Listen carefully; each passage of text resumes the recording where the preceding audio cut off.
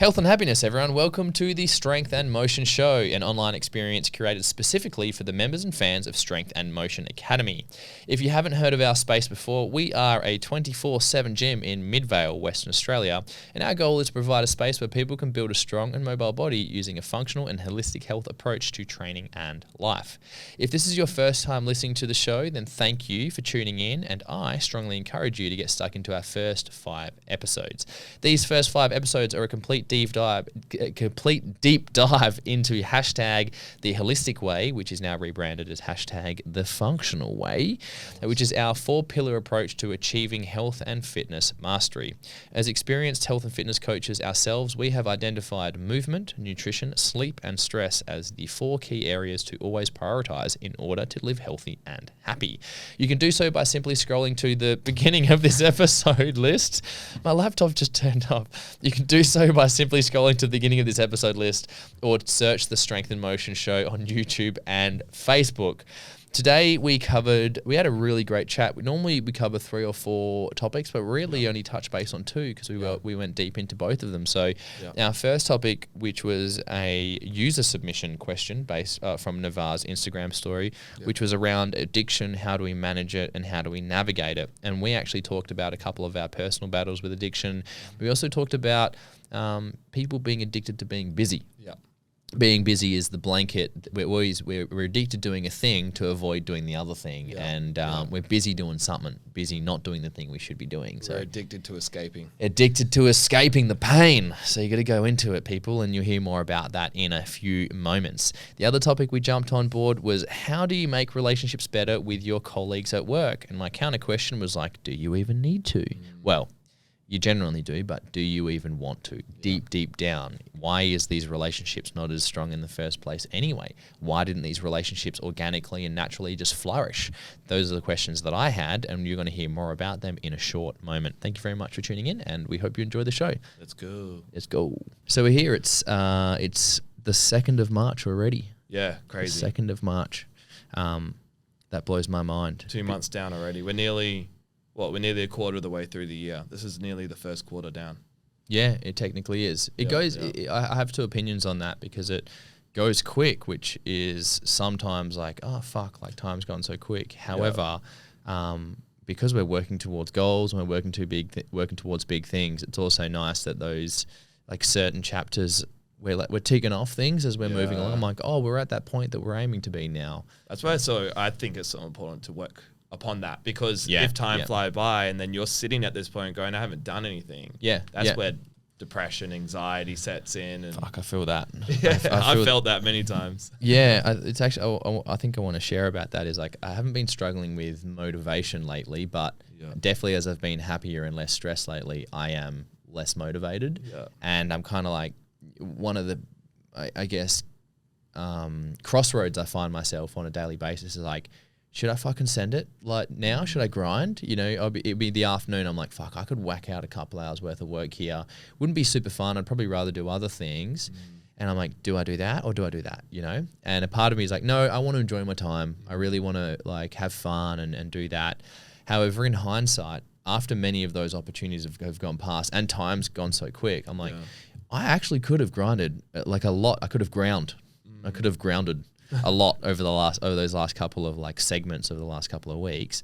And I'd actually be just as fine and just as happy and just as okay as I am right now. That if I had chosen like quote unquote suffer on that Sunday afternoon or that Wednesday evening, or just getting up a little bit earlier to be a little bit like to sacrifice like an hour of sleep and then just get at it at that day, you know? And I've chosen not to do that and just like nurture and nourish myself and be super chill and enjoy that. However, in hindsight, looking back at that time, I'm like, no, I actually could have gotten away. My cup would still be full and I'd still be very energized and very happy and satisfied. And I would also be a little bit further ahead than where I am now. I feel like that's the exploration of life, right? You look back on the past and you go, okay, well, what could I have done differently? And if I had done it differently, would I be feeling the same way, if not maybe even better, or maybe even feeling the same way but have more resources or more experience or more wisdom, more success or something to look upon? Because we could pretty much feel content quite easily. Well, I feel I've been feeling really content lately. For some people they don't, and that might be because of environments or circumstances. Like we didn't feel so content in the past, and that was like many other reasons, but now we do now. So what do? Do we allow ourselves to sit on that contentment, or do we allow ourselves to feel content with also additives upon it of like hustling? And I think if at the end of the day you sit back and you go, no, I would have felt just as content if I had hustled, then why not hustle, you know? That's what I feel like anyway. Well, yeah, that's where I'm getting, because after those reflections, like you said, that's why we reflect, because many people don't. Because if you don't reflect, if you don't take a moment to look back, then you can't recorrect, and you can't make adjustments to the course, and then you just either end up doing the same shit with the same problem, whatever, or just stay on the same pace, which can sometimes be okay. But I definitely want to. I'm getting hungry again. Before we, obviously, based on the conversation we had before we started recording, I'm like, let's fucking get it. I'm ready. I'm ready to make content for the internet. Everybody, podcasters, we're pointing at the camera. And for you, pointing at the no, I'm sorry, Karen. That's a love finger. I'm sorry. His culture's different. Sorry. We speak differently here. Yeah, this is actually that's our sign language. The praying hands are actually. All right, so before we actually get into it, I know we got into it. Before we get into it, what's going on, Nav? What's in the life of Nav? What's new? Well, I'm going to dive into the first thing, the thing I posted yesterday. Which I'll just say it straight away. I got circumcised 6 weeks ago. Put his cock on the block. I haven't heard that yet. That's the first, actually. But I made a post about it, talking about it. It's obviously something that's been I did it 6 weeks ago, so and I had already known it was coming up. So it's been something on my mind, and I've been open about it to everyone. I haven't shied away from it, but I haven't specifically shared it with people, and now I have. But the reason why I shared it the most was because of whoever I shared it with, they all even had it done themselves or had other people around them had it done, or people that are going to get it done. Yeah. And me being open about it, the amount of gratitude I had received from people, even the amount of messages I received from it, even the next morning when I came into the gym yesterday morning, had one of our members. He came over and he shook my hand. And he said, like, I respect you. Thank you for sharing that. My son had it done and what have you. And I know 2 other people. I've had women message me saying it's been an issue in their past relationships because their partner didn't want to admit it or move through it.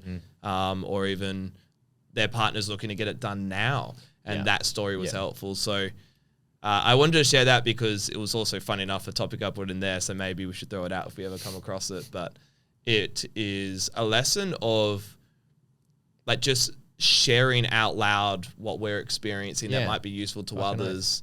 And just allowing ourselves to have our own experience. And because there were certain things like different cultures, different religions surrounding circumcision, and certain beliefs surrounding it. And if I had let all of that worry and concern, even people talk about the traumas or the desensitization of getting circumcision and what have you, if I also let everyone else's opinion and concerns and experience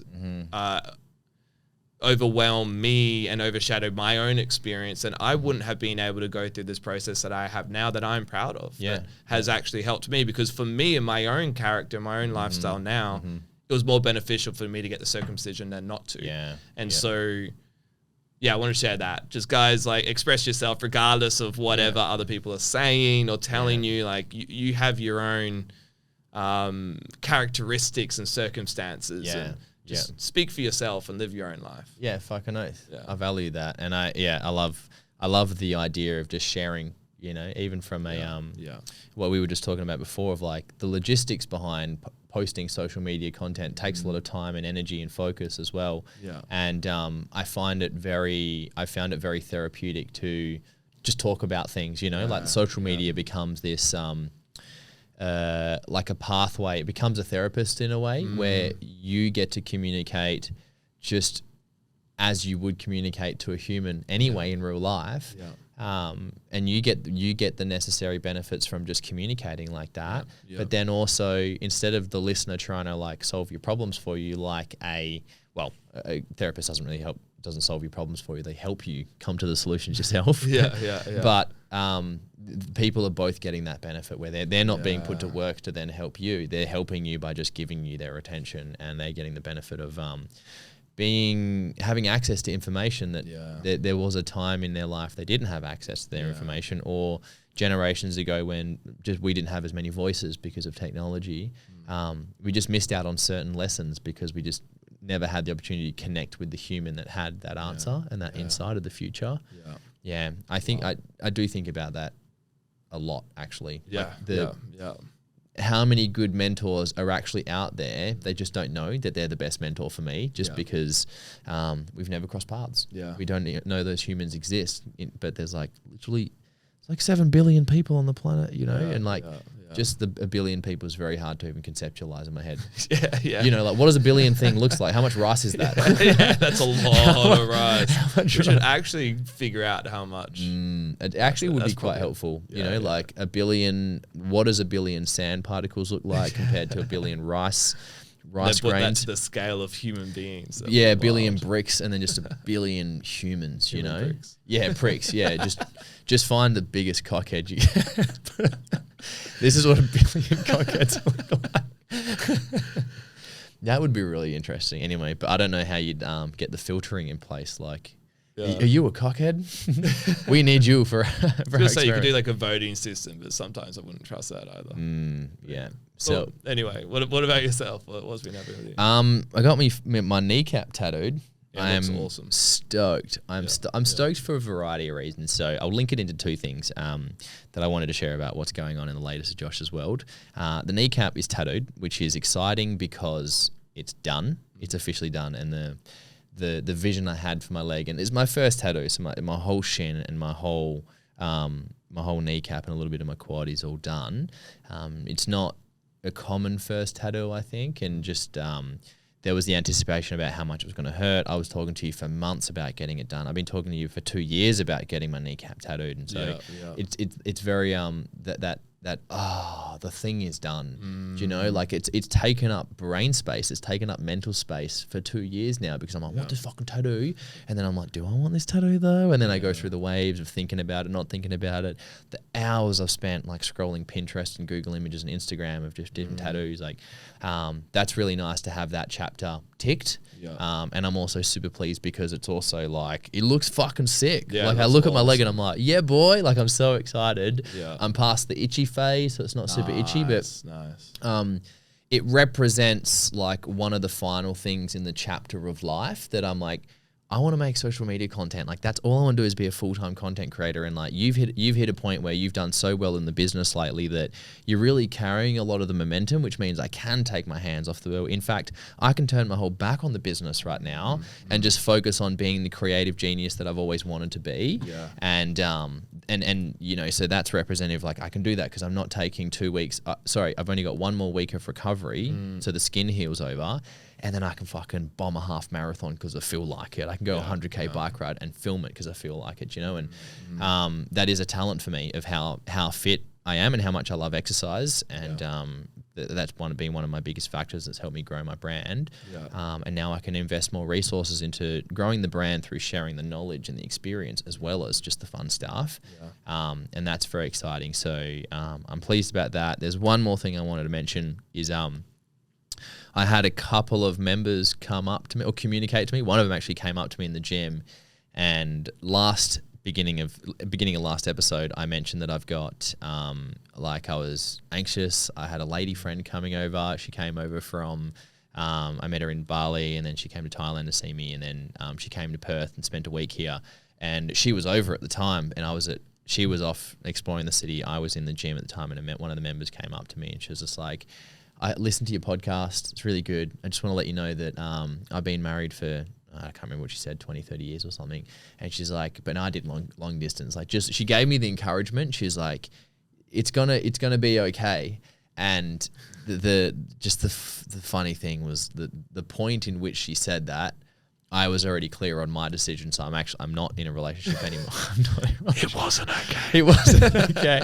But I remember I felt so bad. I was like, oh, this is, like I wasn't going to communicate anything about the relationship. I wanted to keep that private. But a couple of days before she flew out of the country, I was starting to realize like this is not the person that I want to spend the rest of my life with. It's quite clear there's a few incompatibilities there, and we ended up having that conversation. We're on good terms and we're great about it, which is why I'm okay feeling like speaking openly about it. But just that moment I found a bit novelty, because the moment was I was still in Perth and I had my friend, she was still over, she was in the city, and I'm having this conversation with this lady. She's like, you can do it. And I'm like, I don't want to do it. And I just had to, and she's not going to know until she listens to this. So you know who you are. We're going to laugh about it and it's all good. And I really appreciate it. I really I was touched just about the care. She really cared about my feelings. She went out of her way to speak to me about something that she knew would make me feel good. Yeah, and that's a really special thing. So that is thanks best for members, that. SMA members, the best. Yeah, best members. So let's get into talking value. Do you want to do the honors? Am I doing the first one? Give it. Yeah, cool. Actually, pick your thing. Yeah, should I just do the Q&A one? Yeah, Q&A. Yeah. This is generated from Nav's Instagram story. One of the members was like, answer this for me. Yeah. And Nav's going to read that now. Cool. So hold on. Sorry. Mystery sound. That's very underwhelming. Oh, shit. We're going to keep it at that. At least we know that one's a safe one. Yeah. All right. I feel like if we got really good at the sequence of it, would be like the news. Like, you know? We'll do like... Yeah, and then we can get another one with the bass in there. It's like, dum, dum, dum, dum. Yeah, perfect. Yeah. Right, on SMA News. Okay, so the question I have, I actually didn't write it word for word. My apologies. But it's basically around what is addiction and how to stop it from consuming our life, from overshadowing our purpose and consuming our life to the point that we can't do the things that we love and be the person that we want to be. Might even create some hate or self-doubt or resistance within ourselves. I think this is a really great topic because I think both of us have experienced our own share of addiction. Yeah. It's actually one of mine in there, actually. Oh, really? So I have to fucking pull mine out of the pipe. Whoops. So yeah, I was thinking about this. Like, firstly, what is addiction, right? And I know there's the two major ones that come up for me is the... Josh just lost his mic. Sabotage.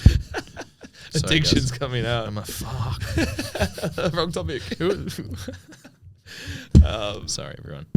It's from a chemical standpoint, it's like it's a complex brain function, right? And that could be through neurotransmitters. So the main ones like dopamine. Yeah. But it could also be impacted by many other things.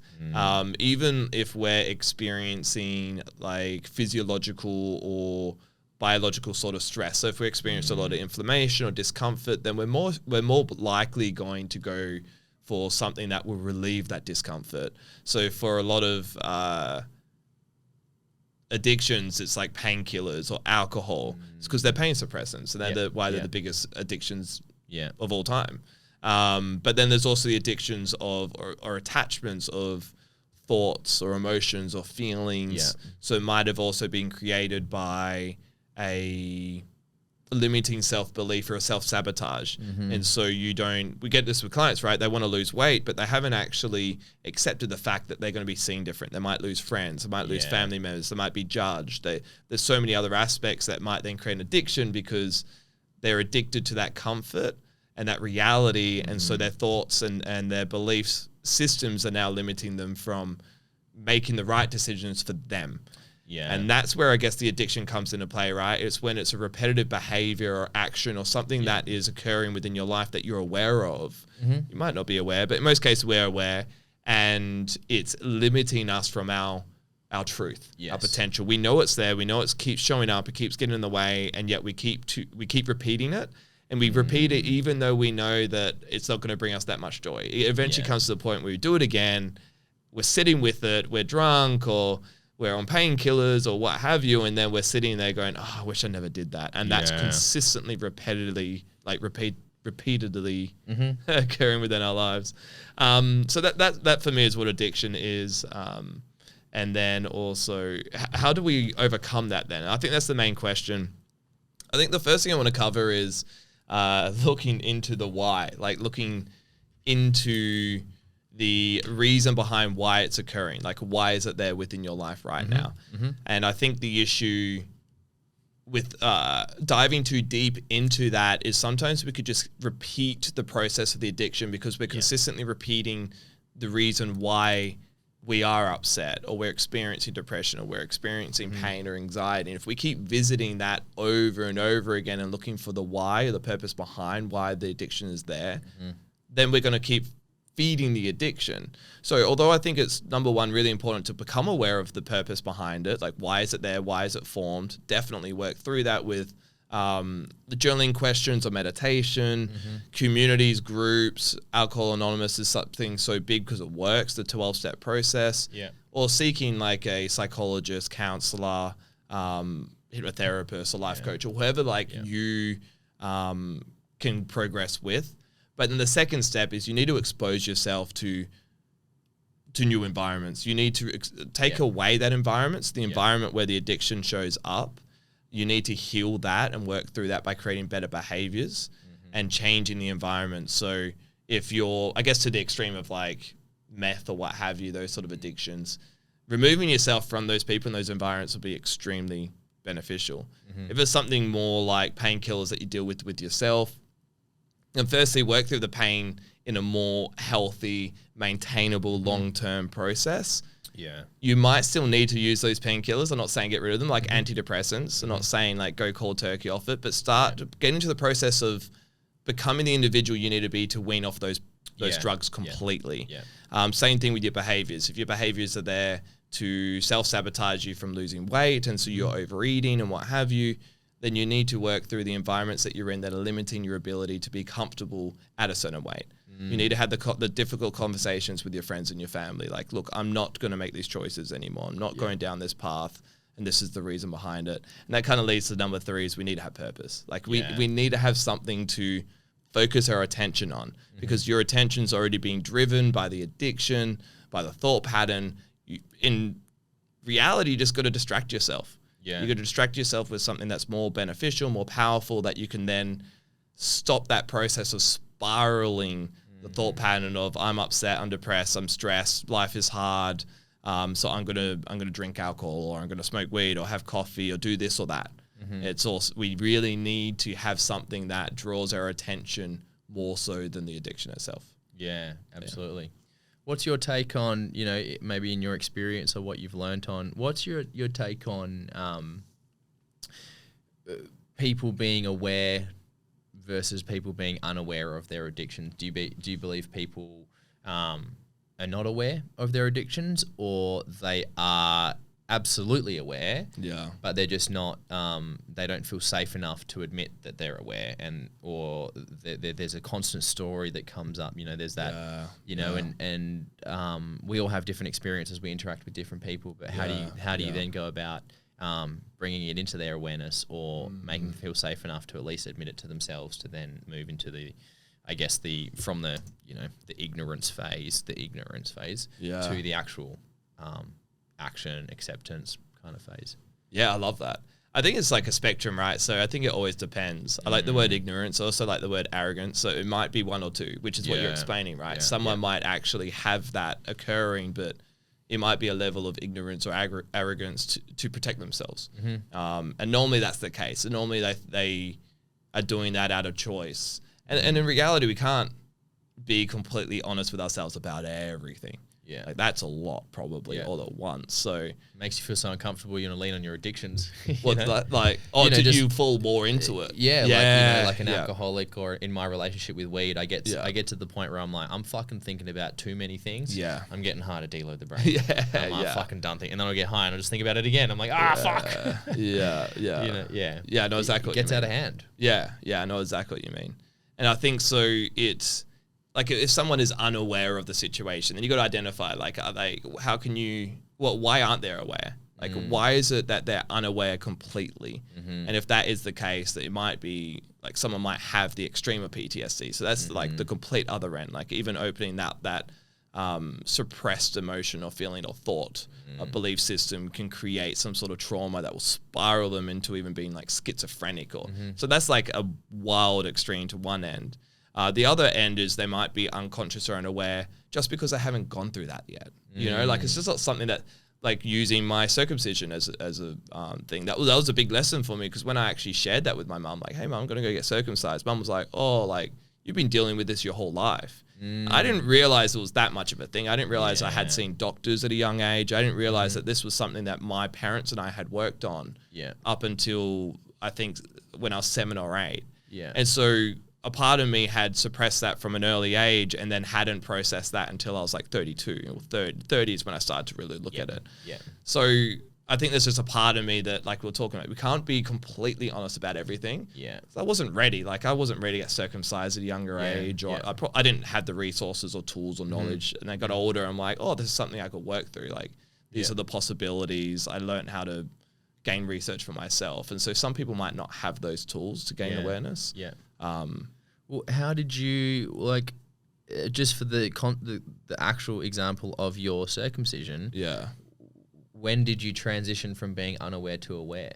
Yeah. So it was when I started, Oceane and I were dating, right? And then it was the first, like I had progress a lot in my own sexuality and like the way I look at sex and the way I look at connecting with the partner. And it started to become more and more about love and intimacy and feeling over the act itself. So it moved away from like penetration or ejaculation and what have you, and moved more into like fun and play and exploration. Like how can we communicate more and put ourselves into different situations that will be more expansive, not only for us as individuals, but also as a couple. Yeah. And so my thought pattern surrounding the whole experience changed. And then I started to look at my penis differently. I started to look at my body differently, and I go, okay, well, I probably don't have to be going through this discomfort with my skin, with my foreskin, right? I probably don't have to go through that discomfort. And so I started to then go, okay, well, let's stop doing that. Let's stop doing the things that cause that. And then I started to then come to more of a term and understand that, oh, this isn't actually healing. I do have to go through a medical procedure. And that's literally the step-by-step process that I went through. That's quite fascinating. Yeah. It's, as I listen to it, I'm like, it's quite the metaphorical template for if you literally follow your heart in life, it leads you to some of the most valuable lessons that you can ever come across. I agree completely. I think that's what really changed my life as well. I realized I was looking for so many problems, and I'm like, the problems are in front of me, man. But my penis was the problem. Like in reality, I was having this challenge with my penis, but I was so fixated on all these other problems, which I think to some degree are healthy, but like we were talking about yesterday, is I was so fixated on things that I can't control that I wasn't actually controlling anything. But when I started to let go of those, I started to just look at what's in front of me alongside my goals, my vision, and what I want to achieve. Like having a vision on my sexuality and my partner and what I want in a relationship allow me, as I moved through that journey, which I guess is have a purpose. That purpose then enlighten a path upon what I can do with my body or with my penis and what have you. Yeah, that's super fascinating. I find it very interesting to hear people's relationships, you know, and their relationships with discomfort and their relationships with roadblocks in their life. You know, like what thought processes do you run through when you hit a roadblock in your life? And, you know, a thing that I think many people kind of discount as an actual addiction is being addicted to being busy. Yeah. Because that's like, it's an umbrella addiction. Busyness is an umbrella addiction because people will be busy in the relationship, or they'll be busy working, or they'll be busy on task X to avoid task Y. Yes. Even in your case, you had some genuine wounding around your genitalia, and then so you probably you did spend a chapter of your life like clubbing heaps and partying heaps and going out there and being super sexually active. I had my experience where like I was busy working as a stripper and being out there because I was too embarrassed. Like a massive factor, not the only factor, but a huge driver for me being socially busy is because I felt so uncomfortable being socially unbusy and socially, I made myself socially unavailable so I could feel safe. Yeah. Let's have a quick pause. We're gonna mystery sound. Why is that still? Isn't that's? We got a glitch in the machine. That's very strange. The volume. That shocked me just as much as shocked you.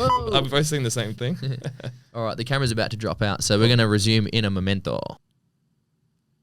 Should we just dive back into yours? No, because it'll be a big break. It I was like halfway through my sentence, and then it would just cut straight into anything. So. Oh, okay. All right, we've returned from a little camera setup. This is our next mystery sound. Imagine if we need the volume up on that one. Oh, no way. Oh, no, strange. Weird. Why's it got a colour to it then? Very weird. I wonder if any of these work. No. That's a bit boring. Oh, you can't even hit both. I think these ones... No, these don't respond at all. All right, we got fuck all mystery sounds, but that's okay. So I think we should... I'd like to touch on being busy as an addiction because it's very applicable to most people. Yeah. And many of the long-time listeners of the podcast would remember the book 4,000 Weeks, which is still one of my most favorite, but it's my most impactful book of the last couple of years because it's a book that it's popularized in the productivity section, and it's kind of sold. I was sold it on the premise that would help me get better results and be more productive and get through life more. In actual fact, the book was more about, like, it was very philosophical, it was very challenging, it was very deep. It's like, why do you need to be so fucking busy in the first place? I'm like, no, my ego, I need to be busy all the time, do you know? Yeah. And it was this anxiety. I had a close friend mention to me just super recently, and they were like, I can't think of anything worse as waking up in the morning and having nothing to do. And I'm like, I'm the fucking opposite because I'm so busy all the time. Like, I like having that freedom, that feeling, that space. But as I've learnt to become, like, to be okay with space and be less busy, I've found the value in space, and I've found it a lot more. It's really helped me identify where a lot of my motivators come from. And in actual fact, one of the things that was motivating me a lot over the last decade, I guess my whole life, was just the general anxiety, like the anxiety around not feeling like I had enough friends, like I was cool enough, not feeling like I was wealthy enough, not feeling like I was stronger enough. Like, that made me feel anxious. And that's ultimately what drove me, what fueled me to want to be, hit certain achievements in life. And, as I've been mentioning lately, I'm like just so much more happier. I'm so much more chill. And I'm not addicted to being busy, actually. I'm actually, in all fairness, I'm probably addicted to being not busy because I really enjoying the space. But I'm genuinely inspired to appreciate that space now, and I really value that rather than, once I achieve something, then I actually feel anxious because it's followed by the emptiness, because then I'm like, oh, there's that space that I've been avoiding. But now when I have embraced that space and being okay with, like, sitting in silence and being okay with ultimately, like, having my mind be calmer and also living a life, what I mentioned before, like following the heart, like really letting happiness, like, help steer me in life, which is what you talk about. Overcoming addictions is massively influenced by finding purpose in life, which means that the energy doesn't have to go towards the addiction. The energy goes towards the purpose, which is always more fulfilling than the addiction itself. And as I've learned to refine that process a lot more, I still have my own addictions, because really there's many things to be addicted to. And this world is optimized for addictions. That's the other thing. But I definitely am nowhere near as anxious as I used to be. And I'm a lot more grounded, but also I'm a lot more healthily anxious. I've accepted that a certain level of anxiety will always be expressed from me, because I'm like a high energy person. I'm an extrovert. And so there's that natural drive which will emit from me. And I need to just allow that to just go into something. Doesn't matter what it is, but it's got to be a something, and that's brought me a lot of inner peace, just accepting my own makeup, I guess, my own lipstick and not that makeup. What color lipstick would you wear? I reckon I'd go for like a cherry red, like a deep red. You could tell it's a stripper. Yeah. They're just luscious red. Honestly, I fucking, pardon my language, but on the weekend I did my annual male stripper training, and I've still got it. Like I just got up on stage, and every time I get there, I'm like, man, motherfucker, still got it. Makes me I don't know if I would go back, but there's a couple of bones in my body that wants to go back. There's one. Shouldn't have said it like that. My middle bone, my third leg. I just really, it's fun. It's fun, and I think now that the space is in my life, I don't want to fill it with that. But there's a few more things in my life I want to put in and make sure that they're in and set, i.e. social media content creating, doing more of that stuff. I want that to be thriving, and then if the space and the urge is still there, we're coming out retirement for the third time. Yeah. Or no, the second time, sorry. Yeah. Just fun. All right. Left hand or right hand? Let's see your right hand. My right hand. You seemed the one that I already you were had. nearly open it anyway. Yeah, so. it's all been like touched up by me. Oh, this is the one that the other one I'm excited about. This is Josh's Q&A question. Yeah, I had 2 questions and I just really wanted to answer them both. But anyway, this one's fucking Is this the one sick. you would have leaned towards if you had to pick one? They're both like, they're very different. You can look at them after the show, but they both, I will respond to them in a similar matter. You know, I'll respond by not answering the question whatsoever. And what a diplomatic counter response. question. Why do you need this? You know. So, how do you make relationships better with your colleagues at work? Oh, This is, you know, this brings up a similar concept that could have come up with addiction just before. Yeah.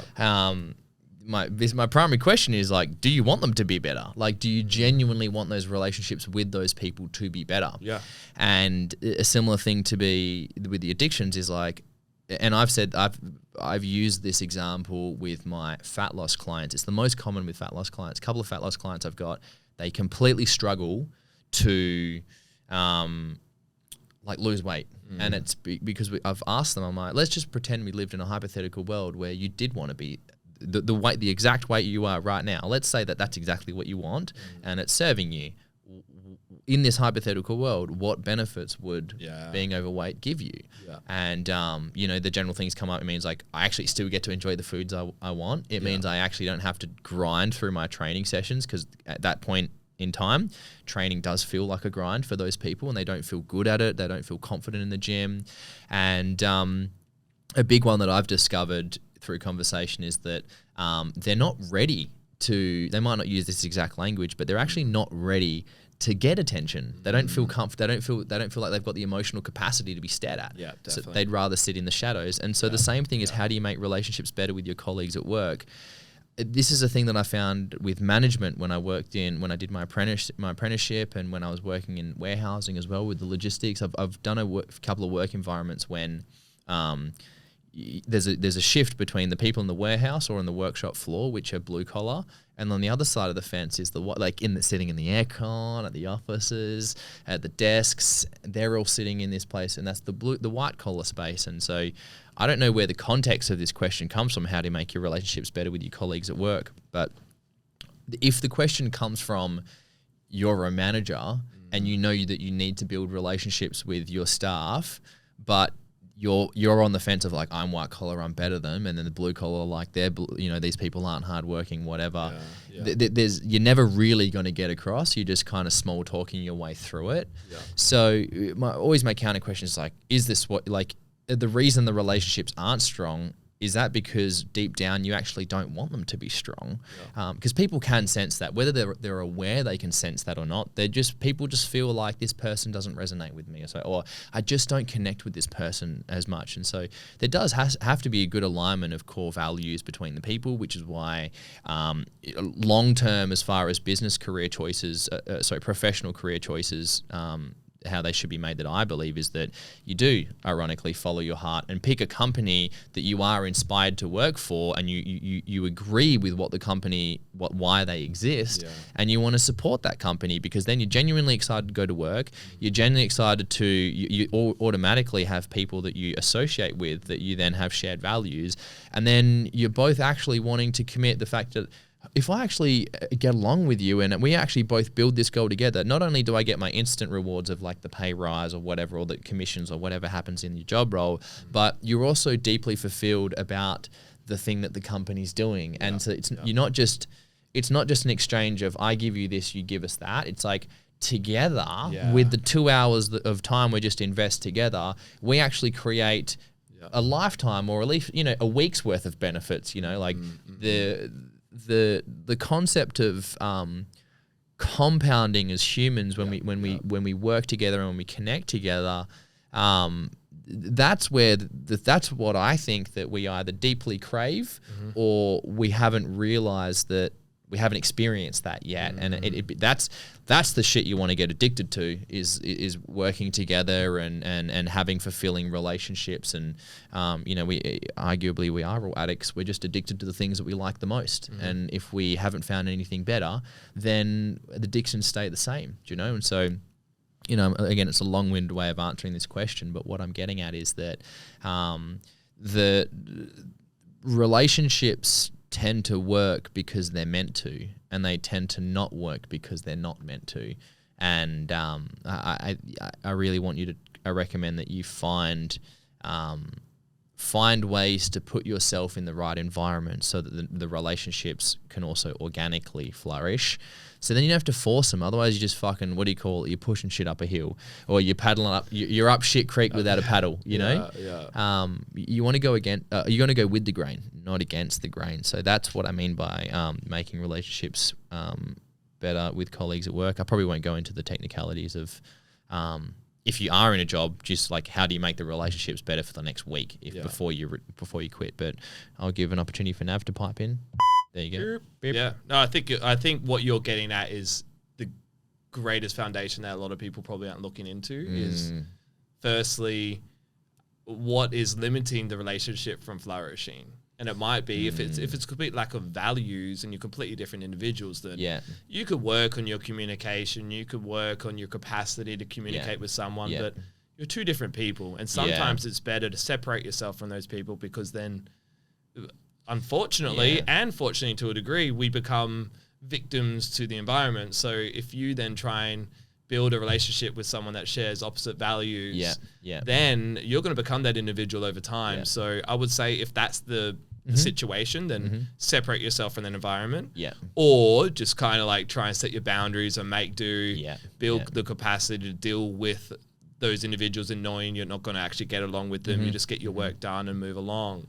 And then if it is an environment that is perfect for you, but yet there are limiting beliefs or lack of skills, like you could read stuff like How to Win Friends and Influence People, and etc. Learn how to actually like communicate with people and learn how to slowly expose yourself to build the capacity to communicate. For you and I, it's easy because we get high off of it. We have a conversation with someone, we go away like, what? You got so many ideas to do with the business now. But we flourish in that space. So some people, and even in saying that, like we still have to build up our social capacity because we deal with so many people, and that's something I've had to deal with even on social media, is having to increase my capacity to communicate and with so many more people. And I know I'm going to be dealing with that for years to come as we get bigger and bigger. But outside of what you shared, there are like certain skills and just experience to explore. But that's easy. You just got to put yourself into it. Let's should we dabble with some dark magic and be like, let's say we're a bunch of sociopaths and we do want to manipulate people and we don't care about their feelings and we just care about what we want. How would you make relationships better with your colleagues at work? As in, if you're one of those people, or those if all you care about is what you want, and you're in a situation when you don't give a fuck about the colleagues, but you do want to improve the relationships with them, what would you do? Oh, that's such a challenging question for me, because for me, I want to build those relationships anyway outside of that. If someone doesn't care about relationships, but they need those relationships to then progress, then, which to a great degree is what I experience, we all experience. It's learning how to just express those values of like, hey, I'm here to drive this value and to make this cog work in this system that we're in. I ask of you to make that cog work, and then you could kind of disconnect from the emotional relationship aspect of things. And then if you don't really need to have like a wildly emotionally connected relationship to have a successful work environment. I don't think so anyway. No, not at all. I think it's something we've experienced in our business is to flip to the other side, where the relationships are probably crossing boundaries a little bit. If that answers the question. No, it makes complete sense. I would also say that learning to like read the room and body language skills are great skills to be a part of, because you can start to sense where people are at before they even open up their mouths, and before you open up your mouth, and you can start to, if you have the capacity to be, spatially aware. You walk into a room and not only are you communicating, so when you're communicating, you're talking to people, and the thing on your mind is like, what are you going to say next? What are the next couple of words? But if you have the ability to then communicate whilst also listening, you're listening and putting information out, you might be able to notice trends in about certain things that you say or certain mannerisms you have and certain micro mannerisms that how they might lean in the chair or respond or whatever. You can kind of tell when people are switching on and switching off. And from, I guess, a seduction perspective, like really getting someone hooked on you is really spending whatever time you need to spend finding out what they deeply, deeply crave and what they're missing in their life. And if they're missing certain characteristics or certain character or certain people in their lives, you probably can fill that emotional void if you can find a way to fill that emotional void, or, even from a less manipulative perspective of just finding out what people really want. Like, why are those people at work? Why is their job important to them? And once you find out what's important to them, if you can find a way to mutually, that your presence and your existence in their life or the job that you guys are doing, if there is of mutual benefit for what their core goal is and some of your core goals, you can find that topic to bond on, I guess, and still progress forward in somewhat of a wholesome way, without just trying to brainwash people and pretending on these fake relationships. And people really just want to be understood, and that's what communication is, right? Yeah. So learn how to look at communication as you trying to understand the individual. Yeah. If you listen with the intention of understanding, you will not only listen, you will hear. You would you would pay attention to everything that you can to gain as much understanding of that individual. Mm-hmm. Sometimes we don't even need to do anything with that. Simply just us being there to understand that for that individual could be the greatest bond we could ever occur. And then, like you mentioned, if it's in a mutual environment, and even friendships are quite mutual in that. Mm-hmm. Ideally, we want to gain value from our friends. We don't want to be in friendships where we're not gaining value, because in many cases it tends to then provide the opposite. Yeah. So if you're in a mutual environment where you're working together, you can understand each other. That's enough to make each other feel comfortable and heard. Yeah. And then just do your tasks. Yeah. Tick off your work. Don't try and cross those boundaries too much with work, because you are there to work. Mm-hmm. Absolutely. There you go. There's your answers to how to make relationships better with your colleagues at work. Yeah. Do you have your mystery item? Oh, I do. Yeah, we do mystery item. Yeah, let's find Yeah. Well, I don't. Typical Navarre. I do. It's just on my phone, but I'm not even really going to show you. Can you guess what it is? It's probably pretty easy, actually. I think I'm going to guess what your mystery item is because I was possibly going to use my mystery item as that same thing. Am I on the right track? I don't know. What do you think about it? Is your mystery item your new camera? No, it's not. Oh, okay. But that is actually a sick one. I did think of that. I've been so high on the idea of... So mine is Instant Scripts. It's literally the website. Oh, yeah. Yes, Instant Scripts. Yeah. But in saying that, I have bought a new phone. So I got the new S24 Ultra Plus. Oh, you did too? Yeah. So this is the new camera. So I've been recording content on this, so just capturing moments, and I froth it. Man, it's like a weapon. It's got the stylus. You got the stylus? Yeah. I just ordered a new stylus. I lost my stylus dancing. It's honestly it's a supercomputer. It's a terabyte titanium phone in my hand. That's what the fuck? Unreal. But anyway, and the 360 camera. True. But my mystery item is technically the Instant Scripts. The reason why, so I did a blood test this morning for those that don't know, unless you follow me on Instagram, my story, you would know, but I did a blood test this morning because I've officially gone carnivore. I'm doing carnivore, just pure meat, and I'm only going to do pure grass-fed, high-quality beef and eggs because I want to test the nutrients of that for 30 days. Then I'm going to do the next 30 days introducing fruit and honey. The next 30 days after that, I'm going to include vegetables and salads, all off for different reasons to do with like FODMAP and oxalates and certain in quotations, toxic products, plant products. So I'm going to explore all that. But anyway, I did my blood test because I want to get my bloods throughout that process. I'm going to test that every 30 days. And the biggest concern for me about getting the blood test was I think I remember telling you, but it was a few years ago, and I went to get the blood test. And I went to that doctor, and the doctor said that he wouldn't give me a blood test because I had no symptoms. Yeah. And I said, well, look, I'm a young male who's trying to be proactive about his health so I don't fall into the system that puts so much burden on our society and economy. I'd rather be healthy now on a blood test than be using millions of taxpayers' dollars. But anyway, that's another conversation we dive into. But he said no, and I was furiated. At that time, I used to be pretty assertive and angry, so I did get my script in the end. But my concern about getting my blood test was getting a script. And then I was like, you know what, I'm just going to Google and see if there's an easy way.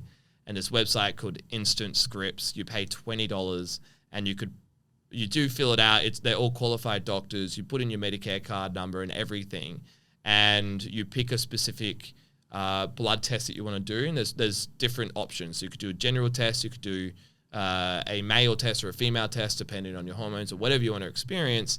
And then literally, well, they do have to approve you. So I did get approved. So I'm sure some people do get disapproved, but I got approved within like an hour. And it was as simple as that. And then I went and got my blood test this morning, and the nurse there, she recognized the name and she spoke highly of it. And so if anyone is out there wanting to do a blood test, jump on Instant Scripts, get an easy script, and just go get your blood tested. And it's something I'm going to do regularly now. I'm going to go, especially for this carnival, I'll do it every 30 days. Ideally, I will do it even with every other experimentation I do in my body over the time as I compete or as I just try and get more jacked, which is my next adventure. And I'll be doing blood tests regularly. So, So that's my mystery item. Interscripts.com/Navar Pool. Yes, 10% off discount code. Navar 10. We need to get on. I should be making some money for this. Should I? Yeah. I want to get an Instascripts now as well. I want to get my bloods done. It was easiest process. I did have to sit there for like an hour and 15 minutes, but I just did work. I did work while I was there.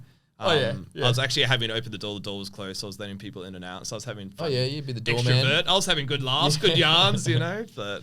That's cool. Yeah. I want to get I love the idea of getting my bloods done. I'm keen to donate blood regularly as well. Them two together, I think, is something that's underrated. Yeah, I definitely need to do that more as well. I shouldn't say do it more, just do it. I don't do it at all. I think I don't think you're allowed to get it done if you have a tattoo. But then, within a certain time period. I only think it's a couple of weeks, but that is. My blood's clean. Mostly clean. Depends what you define as clean. True. But what about yourself, Em? What's your mystery item? My mystery item is all the way down here. Hopefully I don't pull my headphones off. Here we go. It's my moisturizer. No, it's actually not. I actually started moisturizing recently. That got me excited. Yeah, well, my knee's a bit dry, so I got to put some lotion on my leg. I just want. You get some dry cracks here and there, eh? I do get a dry crack, and not that crack. I do get some dry cracks. Yeah. This is my especially in winter. Anyway. Yes. This is my mystery item. It is my current favorite pair of running shoes. Which is very exciting.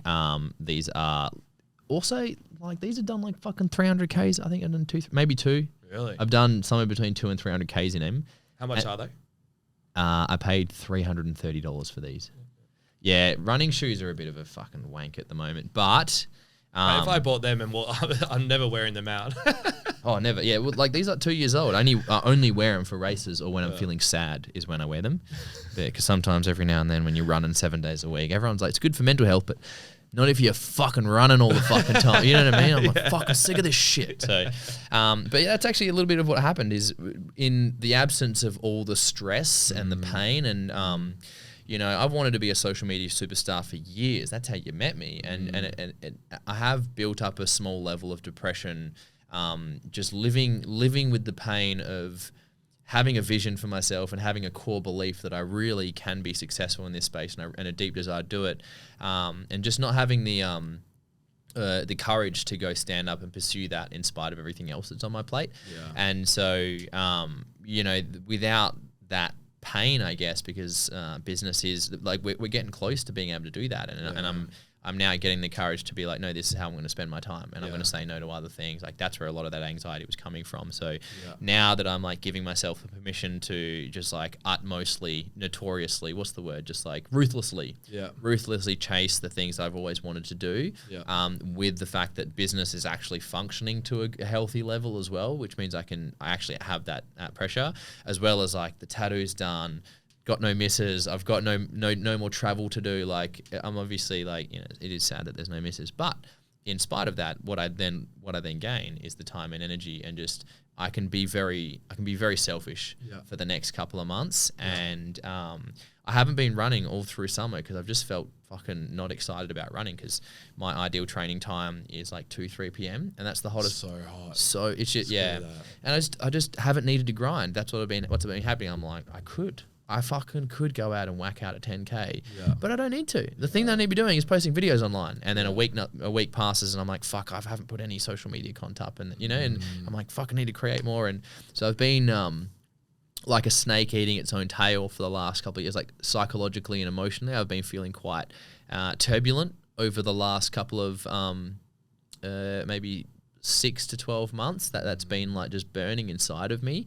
And with coming back from New Zealand and then feeling all this pressure and being like, I have an ultra marathon 24 hours coming up in like 6 weeks. I'm like, not doing it. Fuck it. Like, don't worry about it. Like, it's not worth the stress. It's not worth the pressure. But now that I've cleared my plate, the deepest desire is to run and exercise again. I'm like, thank fuck. Like, I've